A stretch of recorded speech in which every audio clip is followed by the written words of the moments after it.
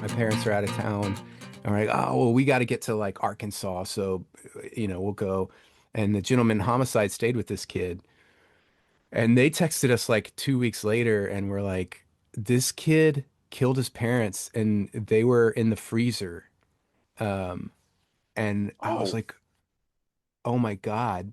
And they were like freaking out about it. Um, and So, when you were a kid, what kind of clubs or like community groups were you involved in?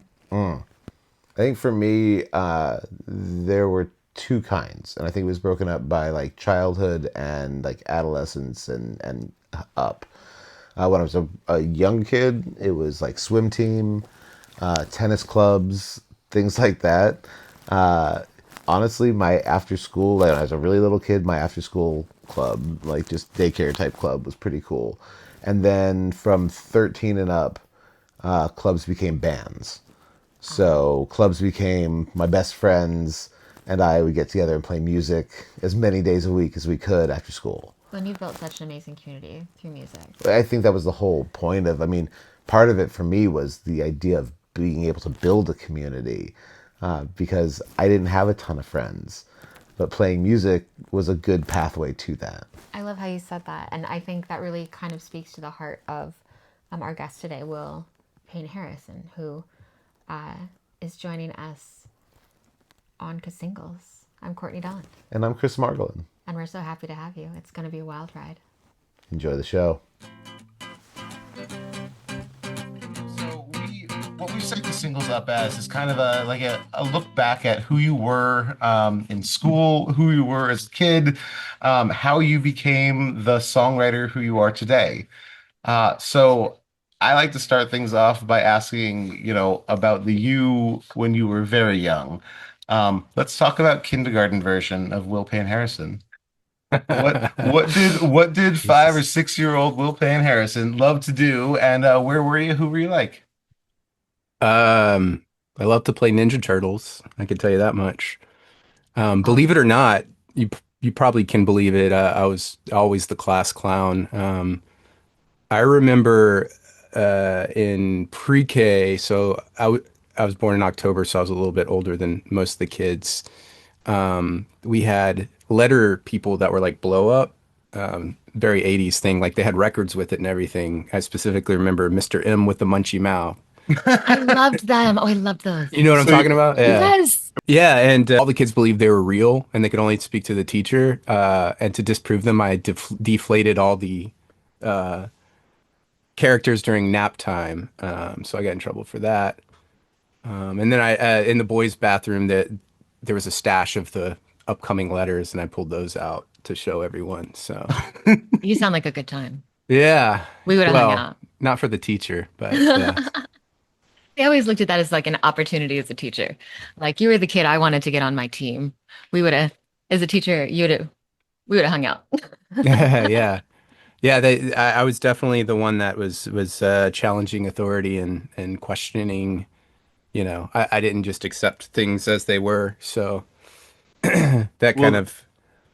Oh, go ahead. oh, I was gonna say, well, with that, were there like what kind of music, if you were questioning authority back then as a lovely 5 and 6 year old, was there music that went along with that? Like what was Yes, with the being what munchy was being mouth. played in the house? Yeah, mostly oldies. Like my mom didn't listen to anything modern, so there was the Golden Oldies station, and so everything. It was Beatles, Motown, um, you know, trying to think of all this, the stuff from the '60s and '50s, basically when she grew up. So I remember Wake Up Little Susie and Mama Said There'd Be Days Like This, I Roll love Over that. Beethoven, all that kind of stuff. Yeah. That's what we're listening to in my house too. Yeah.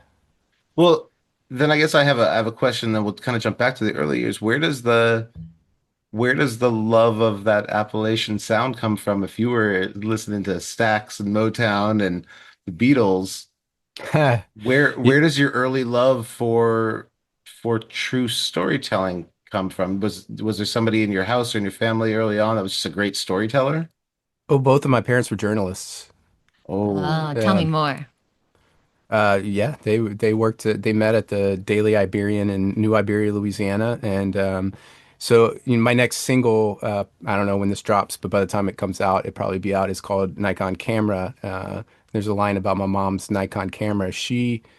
They took like $25 out of every paycheck for her to pay for that. It's a Nikon FM from like 1971 or whatever, Amazing. and no 77 because it came out in 77, and basically, yeah, she had to take her own pictures because it was a small newspaper. They didn't have a set photographer. And my dad has a Nicormat, and I have both of them, the ones that they used at the Ah, newspaper in the 70s. that's amazing. Now, Ah, so do you take pictures with them at all? Because I know you Yes. do some photography, so are they part of your repertoire? Yeah, so I was taking photos of Van Plating earlier today at Shelby Bottoms here in Nashville, and I was using the Nikon FM, and then I was also using a Hasselblad, which That's I so did not pay for. My uncle gave me. I don't have that kind of money. so that makes me think back to you said you were kind of always challenging authority. I'm guessing your parents had a little bit to do with that then, thinking they're journalists and you grew up just thinking about the music. Did that kind of play out through your school life and that challenge of authority? Well, one thing I failed to mention is that I went to Catholic school. So that that definitely, changes the scenery quite a bit. yeah, yeah. So that probably paints a better picture of why I was questioning authority. Like in fifth grade, I realized that like I was going to public school and, or no, it was sixth grade because I was going to public school for middle school. And they, we had religion class, and I was like, this is stupid, I'm not doing it, it's not even a real grade. And my mom was trying to get me to do it, and I refused to do any of the assignments. Like I made like A's in every other class, but I just refused to do religion and failed the semester. But it didn't matter because it didn't transfer over. Your sixth grade religion class doesn't matter when you're going to college. I love the logic. I would have been this kid as well. I I got my entire class to have to write a paper. I didn't mean to, but I refused to stand for the Pledge of Allegiance at one point. And the teacher was like, "Well, if you're not going to stand, then I'm going to make us write a paper." And everyone has to explain. And I was like, "Great, it's my right. You can't require me to. I know the laws here." My entire class had to write an essay defending it. It's like, I'll Wow. gladly, I will. I'm sure you I'll were defend that. the talk of the town for a little while. I wasn't the most popular kid. Oh, Um, maybe that yeah, rough. autism. I realize now. Yeah, yeah, I was like, what the hell am I gonna die on social graces be damned. yeah. They didn't really know anything about autism back then, it seems like. No, especially for us girls. That was not really something I didn't get diagnosed until like pandemic times. It would have been probably really helpful for my my school days. Absolutely. Yeah. You would have I understood why you were doing. Yeah, 100%. sure. I look back and I'm like, oh, so that's why I read for like 12 hours straight and was just like, no, the trees are my friends. I'm totally fine. Yeah. Everyone But I does still this. could like talk to Yeah. everybody like adults and be everyone was like, no, she's just gifted. And now I'm Yeah. like, maybe yes, but also maybe Yeah. autism. Yeah. A little bit of masking there. Yeah. Yeah, exactly. Two things can be happening at the same time. But I think, Absolutely. especially back then in the 80s and 90s, education, that just wasn't the picture we had of kids. So a lot of kids, like, as an educator, I looked at somebody like who you're describing as a kid. You were my ideal student. I wanted kids who, I mean, that sounds funny, but I wanted kids who challenged authority and looked at systems in different ways and didn't just take even what I was saying at face value. You were more fun. Even if Well, even if on the surface you appeared more challenging, someone who's just going to blindly go with everything on, I mean, a teaching level is not a quote unquote fun student for me. That's easy, right? That's not engaging and I got into teaching because it was engaging. I wanted to teach. And a student who is challenging me on whatever I'm saying, that's engaging. You're a student. You are looking to learn, right? You're not looking to just take whatever is being handed to you. And that's the heart of teaching, right? So, yeah, yeah, for sure. I think yeah. that one of the issues too was that my parents they would give me these like prep books for the year ahead. Mm. So I would have to do these prep books, and then I would have the first 6 months of the school year, like, Mapped our out and done. yeah, already like figured out. So then we get these worksheets, and I'd be whizzing through them, and then I'd be the class clown. I mean, y'all You're follow me on bored. Twitter. Yeah. You know how stupid I am. I mean, just imagine like a 10-year-old, but he's just making fart jokes or whatever, and then I'd get kicked out of class, and I'd go like roam the halls and get in trouble for that. Was there a teacher though who got you at that time? Like, was No, there? Was there a teacher that ever got you, like in your even through like high school or anything, who ever kind of just saw you or was able to kind of tap into who you are or your gifts or anything? no. Ah, that's such a shame. I, Oh well, look up Tioga, Louisiana on a map, and you'll understand a little bit. Yeah, it's not, for one, Louisiana at the time was like 50th in the state for education, or in the United States for education. I think we've been bumped up to like 47 or something now. I know that's where you wanted to go, like somebody like taught oh you, and no, like you're it's hoping for that, but absolutely not. yeah, Because it's the next question will like the next question I have is what they miss. Well, yeah. Like what do you think sitting in those classes all those years, what do you think the teachers could have done to actually get your attention? well, it's not that they didn't get my attention necessarily, especially like in like history, stuff like that. Um, uh, I was telling my partner a story about like I got kicked out of Spanish class, so I took French. So like all throughout high school, I took French. I took French in college. Decent, like I can have like a very like first grade conversation with someone who speaks French, maybe kindergarten, and but when I was in Spanish class, uh, we had a day where we could share songs that were like in Spanish, which is a fun thing. And I don't know if you're familiar with Sublime, Oh yes. but there's a song called "Caress Me Down." Oh Oh, yes. Yes, I we know are every quite word. familiar. Yeah, and so I don't know if this is a PG show or not, but Oh, there are some definitely. We not. are I don't think we could ever be a PG show. Yeah, there's some non-PG lyrics in there, and There I sure should have are. had context clues because he says, "Me amo Bradley, I'm hornier than Ron Jeremy." It's like one of the first things he says, but Sure then he is. says this like half-assed Spanish, and the Spanish teacher like cut it off, and I got taken out of class. Oh my. I didn't know what it said, but I should have known it wasn't good. I was more of a musician growing up than a songwriter. I became a songwriter kind of forcefully because I was in a pop punk band and there was no singer, so I became like the defunct songwriter and singer of the. Was it the vote of who has the least worst voice? Um, Because I definitely had that vote in my first band. It was okay, I'm singing because I had the least worst voice, I guess. well, the bass player would sing harmonies, Ah, but he just wasn't brave enough to like sing songs until probably like a year or two in.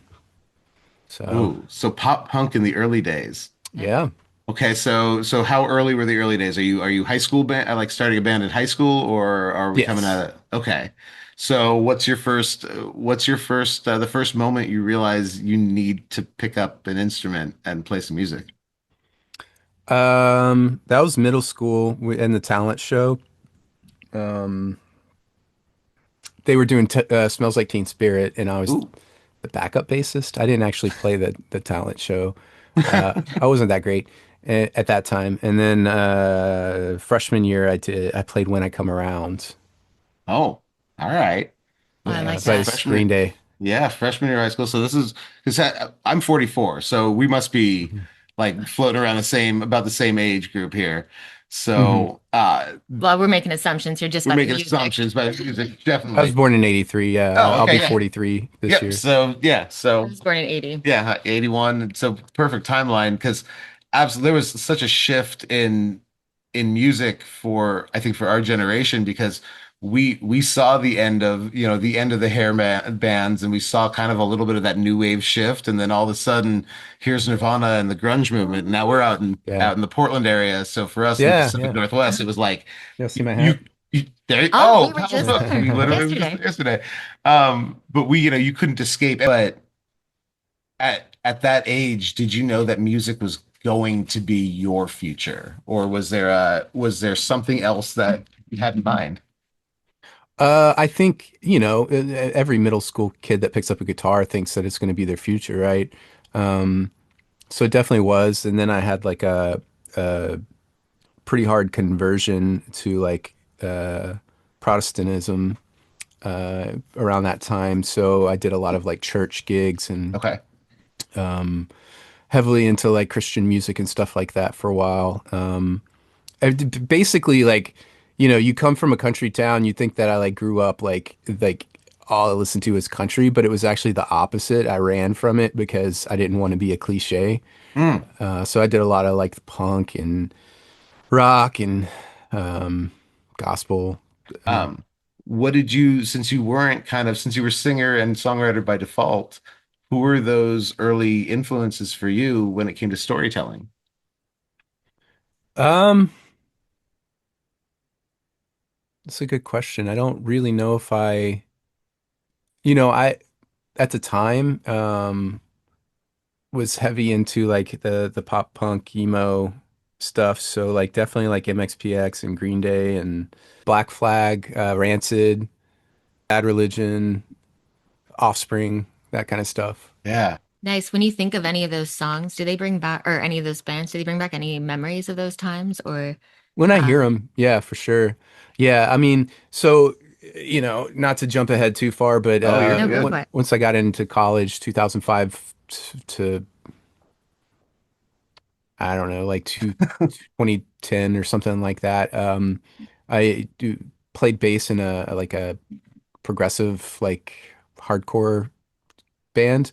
And Okay. it was not my chosen style, but my friends wanted to do the music and needed a bass player, and we actually started getting really popular, so we just kind of fell into it. And so touring, doing all that stuff, you get really, really sick of hearing it. And so like my partner, she still loves pop punk. She's very like we saw All American Rejects at like they did like a house like Oh, you got to secret see one of house the house show. shows? Oh, Oh, I'm Yeah. so fun. jealous. That's Yeah. amazing. That's pretty And cool. yeah, she was like so stoked on it. She loves them so much and like Atreyu, and I'm trying to think of some other favorite. Ah, She's really into that style, and she never got to like express it like like I did. And so she's always like, "Oh man, I just wish I could play that music." Whereas like I did it for so long, and like, I remember like the 8 band bills where it was just like, God, I hate those C days. sharp chugs for like 6 hours. I mean, we toured and like started getting some notoriety and had a few like, so we would make money here and there, but we definitely played like those 8 band bills where we like hopped on and got like maybe $25 or something. And we're like, hell yeah, gas and Wendy's.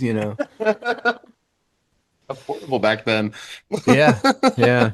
So that was kind of, that was my like, and, uh, me and Matt Moran, we actually bonded over that because there's a story about, I know we're talking about education and this is not Oh, that. no, no, No. we are talking about life. That's Yeah. like that's the thing is like I always tell my students that 80% of the education they receive will never hit them in the classroom. Like it's not, Yeah. it's It's the just stories that happen in yeah. between. That's what we learn There, from. there's a band that we played with called the Gentleman Homicide. This is important to the story. Um, because we were in like Dallas or somewhere in Texas playing like one of those shows with like 8 bands.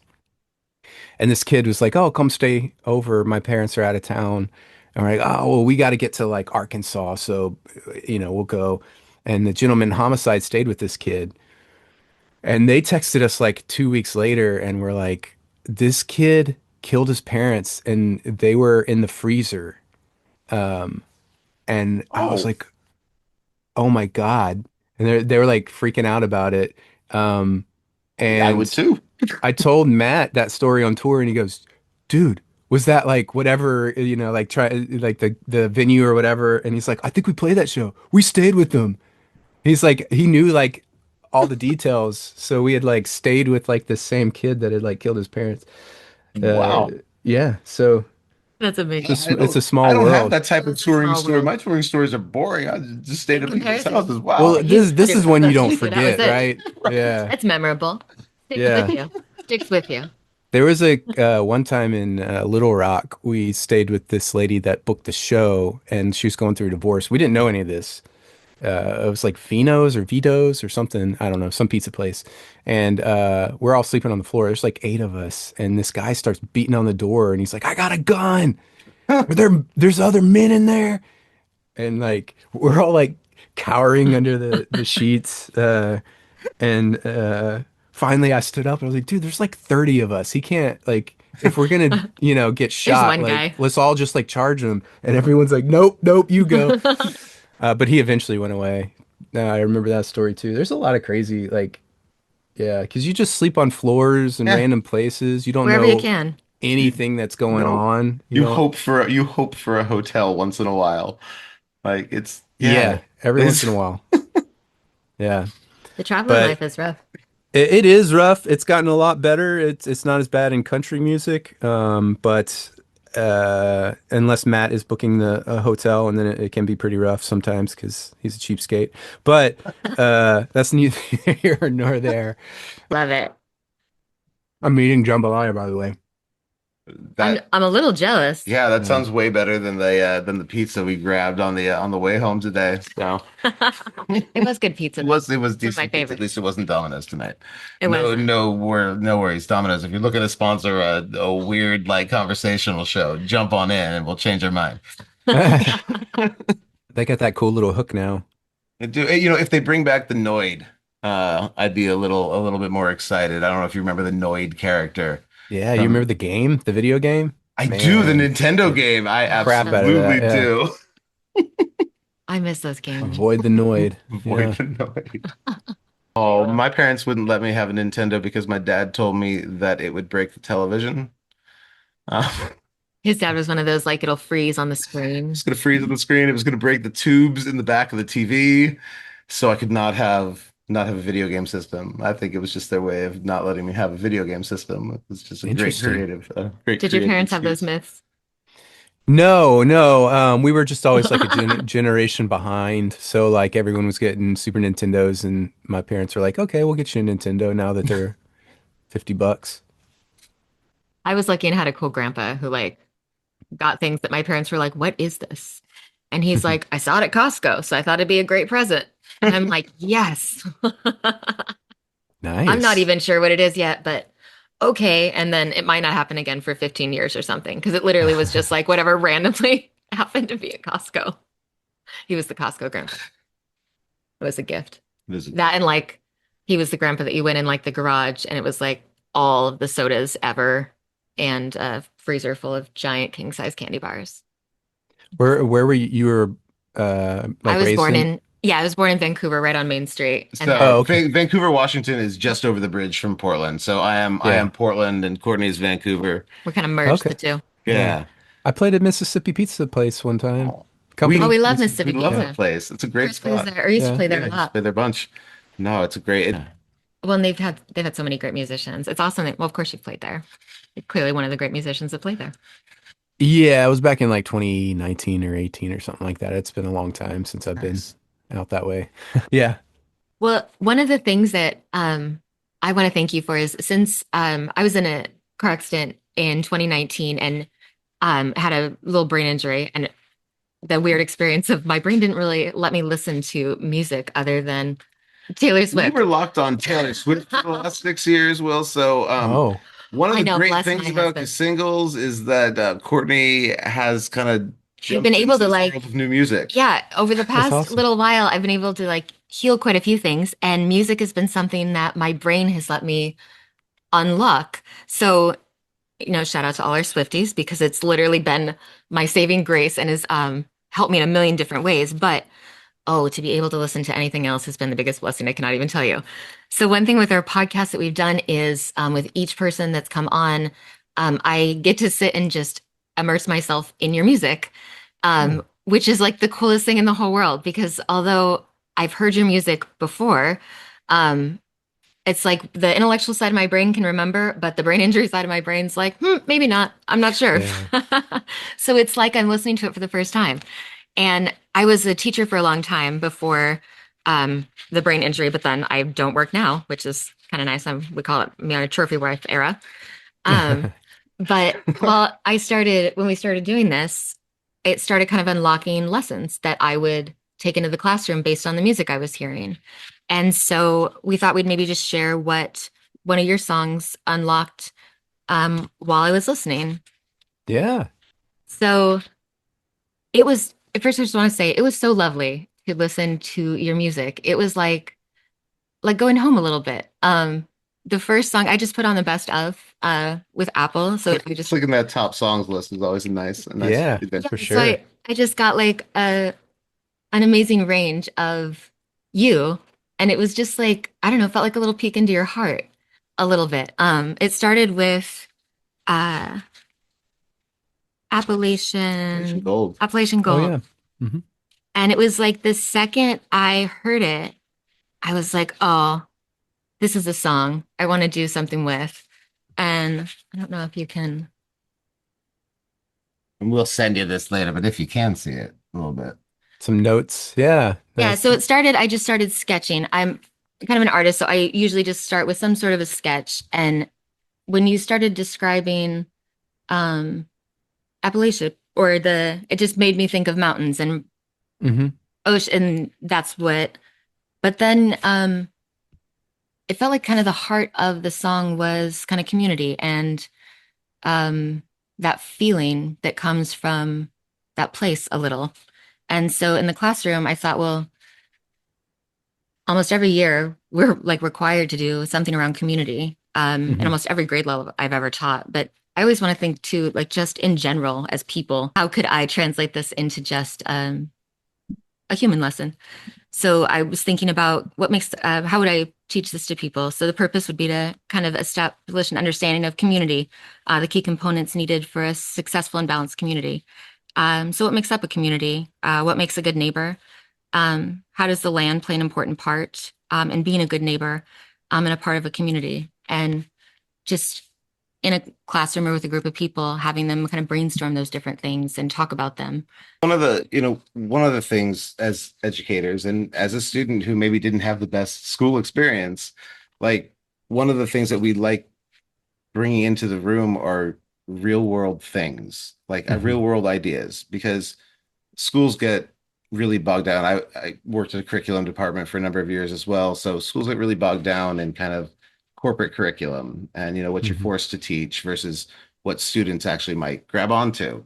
And so like community lessons can be really, really challenging because they are done every year and because there's like a PowerPoint slide that goes along with it. And so one of the things that we love is asking the students what they actually want to learn about community.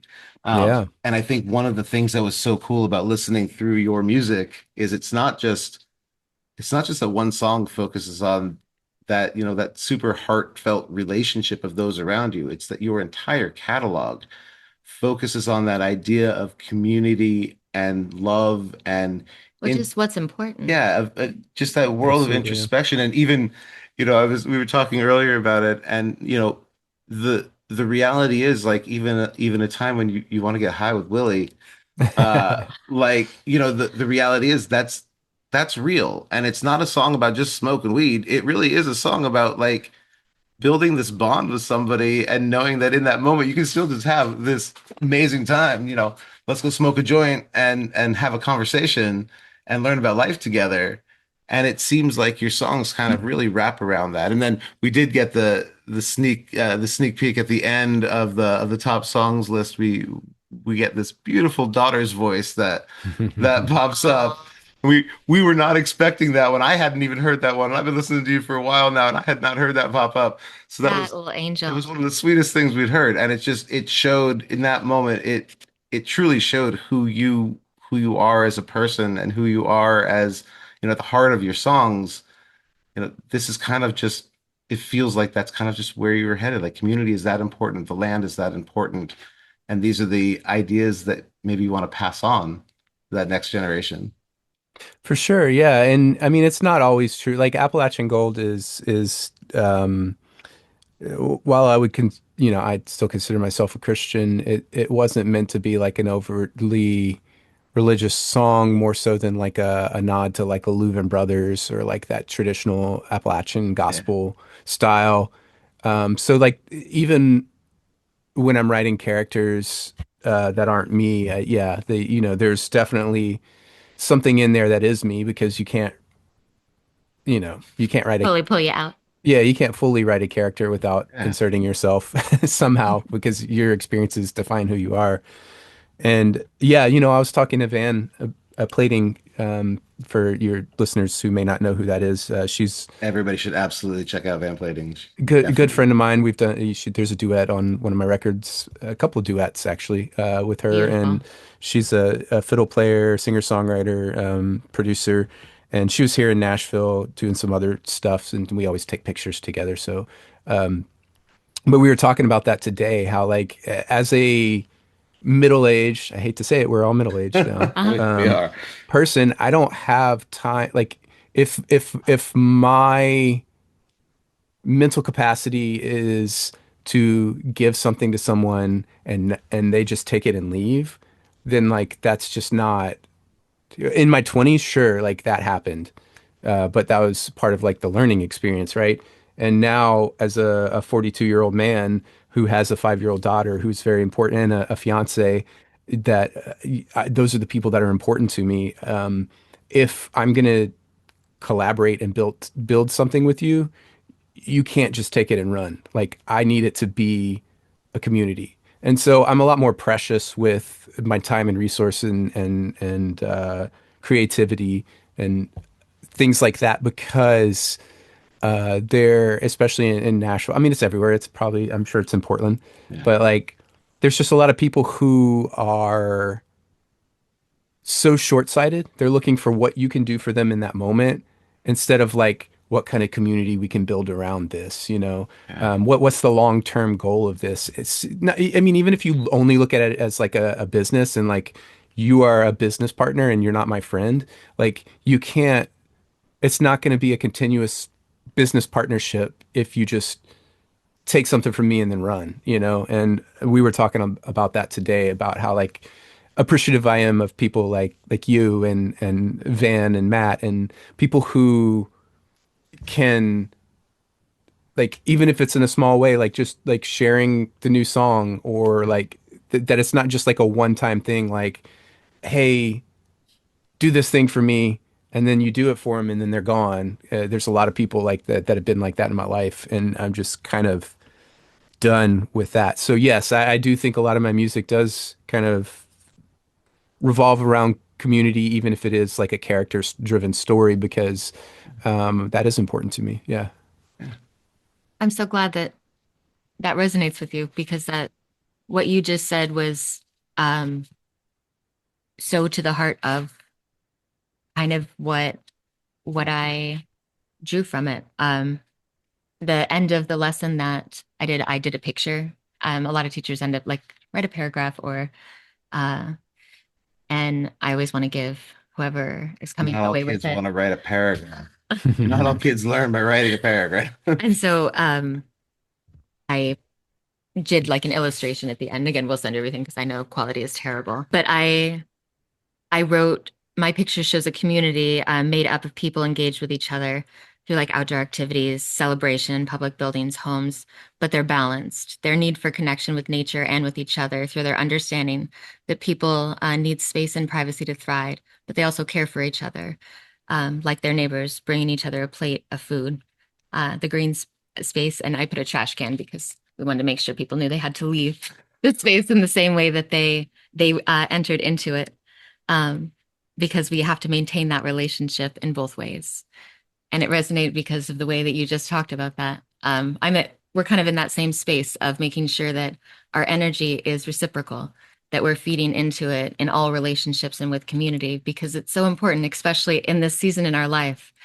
Those relationships are so precious and community is so valuable.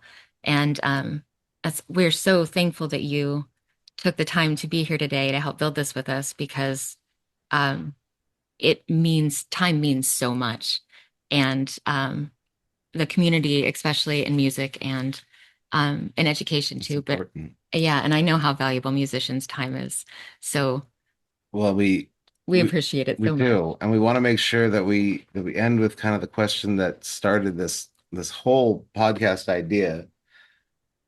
What song out of the songs that you have recorded, is there one that you think kind of teaches an important life lesson? And it doesn't have to be like a deep lesson, just something that you really feel like somebody should kind of understand that maybe you didn't have an understanding of along the way. Yeah, it's this sounds like it's a plug because it's the next song that's coming out. But I think that when everyone hears it, they'll understand. Like the first like few lines of the song is "Life is like a Nikon camera, taking pictures in black and white. You're not sure how to turn out. You know, or if everything will be all right. Right. The idea about it is just that there's a lot of metaphor in there of like, life can be grainy, it can be blurry, you can not know where you're going. But when you take that time to build your craft in the dark alone, you develop it, and that was kind of the idea and the premise of the song. And there's a line in there that is just paraphrasing it, but basically, because I'm trying to remember the exact line and I'm blanking right now, but basically that you are not no one sees the time that you spend in the dark, working it out. They just see the final thing and they're like, "Oh, this is so beautiful." And there can be a lot of mess. Like no one sees the negatives you throw away or the photos that suck, in the same way that like those lessons that you learned that were, whether it's just like in life or the bad homework assignment, if we're going back to like schooling, Yeah, or whatever, like the bad song, like you throw those away, right? But that process is what got you to where you wanted to go, that good spot. And that's kind of the metaphor of Nikon camera is just like taking the good with the bad. that's I love beautiful. that. Well, and thank you so much for sharing the story behind that Yeah, and of your I parents. think I mean, the idea that you're like I'm stuck on the idea that you're still using those cameras. Like that's such a connection, such a huge moment to come around to. Yeah, So, yeah. well, Used it Will, today. that's I love that. incredible. Will, thank you so much for joining us on Cassingles. We look forward to following your journey and hanging out along the way. Thank Yeah, you so thank you. much.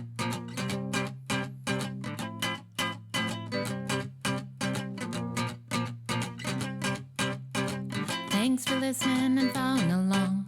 We'll be back soon with more stories and songs. That's Cassingles. That's Cassingles. Yeah, that's Cassingles.